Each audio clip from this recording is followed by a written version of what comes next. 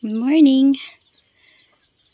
Ngayon guys ay nagpropagate ako ng ating peach snow and murasaki kasi yung area na to ay pinuno ko na talaga guys ng mga purples. So bali yung hindi na lang purple dito guys ay ito. Kasi wala na talaga akong pot and wala akong mapaglagyan nito kasi mabigat siya. So hindi to matutumba kasi na ano siya dito. Yan. Laki na nito guys, so maliit lang yan nabili ko kay Ma'am Jen. Tapos nagkaroon na siya ng baby.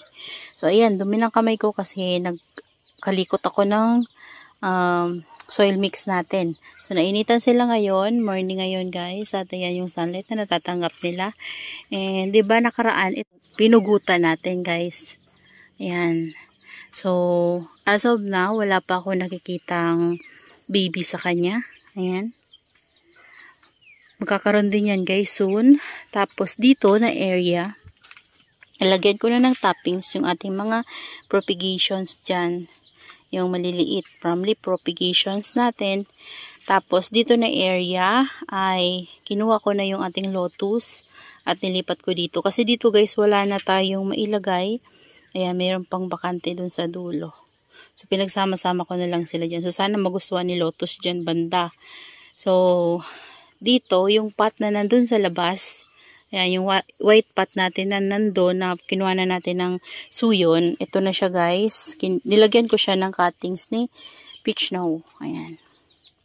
So, dito ko yan siya guys kinuha. Kinalbo ko na naman to. Ayan, kasi yung una natin na pinugutan, nagkaroon na ng mga babies. Ayan, malalaki na nga sila guys. So, nangwa ako ulit ng pangalawang pugot sa kanila para lalo silang maging lush at saka makahoy na din kasi guys. As dito banda, ayan, kinuha ko yung nandyan sa center para lalong maging lush kasi magkakaroon yan siya ng babies. Tas yung dito banda guys, at doon pinugot ko rin, at yung dito natin sa pot na to. Ayan. So ito yung mga nakuha natin na cuttings. Ayan. Ito na cuttings na to ay galing to dito guys sa ating murasaki. Ayan, murasaki yan siya. So, lahat yung nakuha kong cuttings galing dun sa pot na yon. Tapos, ito naman, galing to dito. Halo-halo na guys. 1, 2, and 3. Yan. Tatlong pot yung pinaguhanan natin sa kanya. Kasi hindi ko naman sila guys pwedeng kalbuhin. Kapag kinalbo ko, pangit na. Ayan, tas yung dito na mataas, pinugot ko guys at pinatong ko lang dito. And today, naglagay din ako sa kanila ng osmocot. Ayan, kung mapapansin nyo guys, may mga bago tayong lagay na osmocot. Kasi matagal-tagal na rin sila guys, simula nang malagyan ko sila ng osmocot. Ayan, so 6 months yung tinatagal ng osmocot sa ating mga succulent. So yun lang guys, yung fertilizer na ginagamit ko sa kanila. Ayan, so ito, ini-air dry ko pa to guys. Dito ko nga muna to. Para ma-air dry siya. Kasi basa tong soil na to. Tapos binugot ko, diba? Ayan. Ito ano pa to eh. Di ko alam kung murasaki or peach snow. Nilagay ko to sa rain or shine. Makapal pa yung leaves niya. Pero kumunti yung leaves niya guys.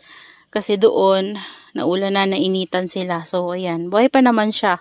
Transfer ko na lang dito. So itong pot na to ay halo-halo to guys. At naglagay din ako sa kanila ng mga leaf propagations. Tapos mayroong mga var na leaves. Ayan o. Ayan. Kasi kinuha ko yan dun sa propagation ko na yun guys. So, may var yung ilalim ng leaves nila. So yung sa top wala na. Ayan yung nagawa natin today. Yan. Ito nalagyan ko na rin ng toppings. So yung mga babies din yan guys ng ating peach snow and murasaki. Ito yung first na cuttings natin guys. Ayan. Nawisi ka ng tubig kasi nag-spray ako dito sa mga ano natin, matatagal na yung mga malalaki. So ayan na guys yung ating mga purple delights dito. Puno na sila dito. Yun na lang guys yung sa dulo na yun. Kapag nagkaroon ako ng patatanggalin ko yun doon at mangunga ulit ako ng cuttings dito sa ating mga purples. Yan, di pa ako nakakapagwalis. Ang dami kong tinatanggal na dry leaves guys. Ayan. Dito guys meron din tayong cuttings propagation ng ating purple delight. Tapos ito, mga pinugutan ko ng purple delight. Nilagyan na naman natin siya ng cuttings na Mendoza kasi yung dyan ay na sunburn nung nilabas ko. Ito, kailangan na nito ng dilig. Ayan o, namamatay na yung pinakapuno ng Purple Delight to. Kasi, hindi ko to guys nadidiligan. Sobrang tuyo na talaga to. Nakalimutan ko siyang lagyan agad ng cuttings ng Mendoza. So, nilagyan ko siya ng cuttings ng Mendoza last day. So, hindi ko pa siya pwedeng diligin. Kaya, tiis muna si Purple Delight guys. Ayan. Ito, hindi ko pa nababalik sa pwesto niya. Oh. Tuyo na naman nga guys. Oh. Ayan. So, yan yung mga purples natin dito. Marami pa tayong mga leaf propagation ng ating mga Purple Delights. Ayan. Hindi ako guys nagsasawa mag-propagate sa ating mga Purple Delights kasi ang gaganda talaga nila. Purple na purple yung mga leaves. Oh.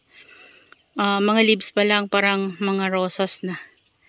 Ayan. So, hindi pa kagandahan yung top nila kasi syempre, pinugutan natin. Ayan. Walang laman, no? Hindi masyadong makita yung natira natin ng mga babies dyan. Yung kanilang old stem ay kalbo. Ayan, magkakaroon yan guys ng babies. No worries kasi yung mga una natin na cuttings ay maraming binigay na babies sa atin. So ito nga, mga legi na to, mga cuttings natin yan ng Purple Delights. Pero iniisip ko guys na hayaan ko na lang muna sila na tumangkad. Kasi wala din akong pots na pwedeng paglagyan sa kanila. And papangit sila kapag pinugutan ko. Ayan. Makakalbo yan sila. So, maganda sila kapag lush tingnan. Ayan o. Ayan. So, yan guys yung nagawa natin today. And nakapagdilig tayo. Ayan, basa-basa sila. Ayan. O, tingnan nyo guys yung Tito Buns nung hinayaan ko na lang. Nabuhay na. Kaso, isa na lang yung natitirang var niya. Dati, ito var to pero nawala na yung pagka-var niya. Ayan, tapos nilagyan ko siya ng cuttings ng Purple Delight kasi merong vacant. So, nilagyan ko na lang ng cuttings ng Purple Delight para walang vacant. Sayang naman guys yung vacant niya para mas puno tingnan.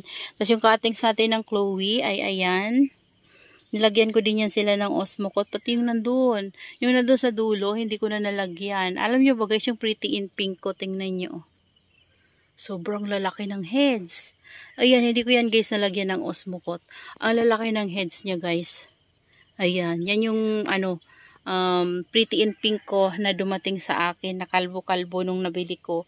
Akala ko nga guys mamamatay na siya. Kasi dumating siya sa akin mashi-mashi. So, hindi maganda yung air dry ni seller.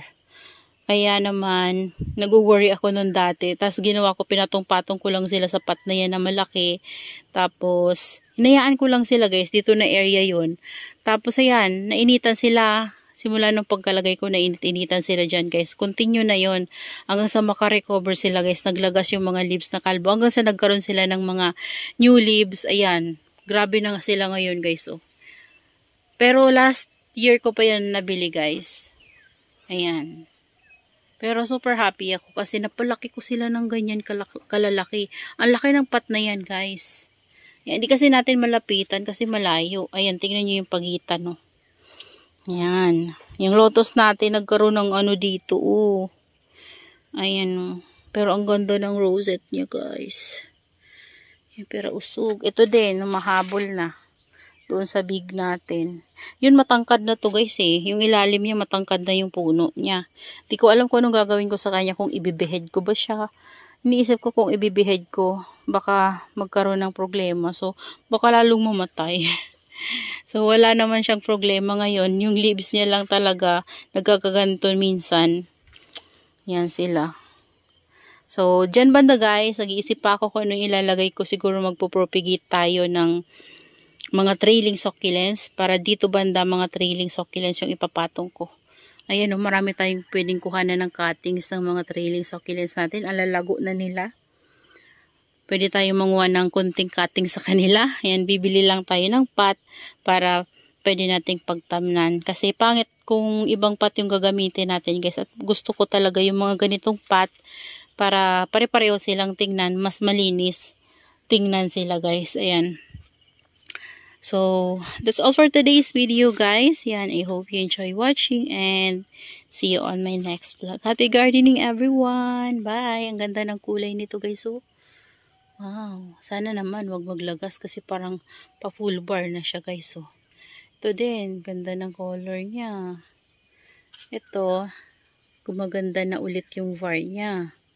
Tapos yung ating variegated super bomb na cuttings.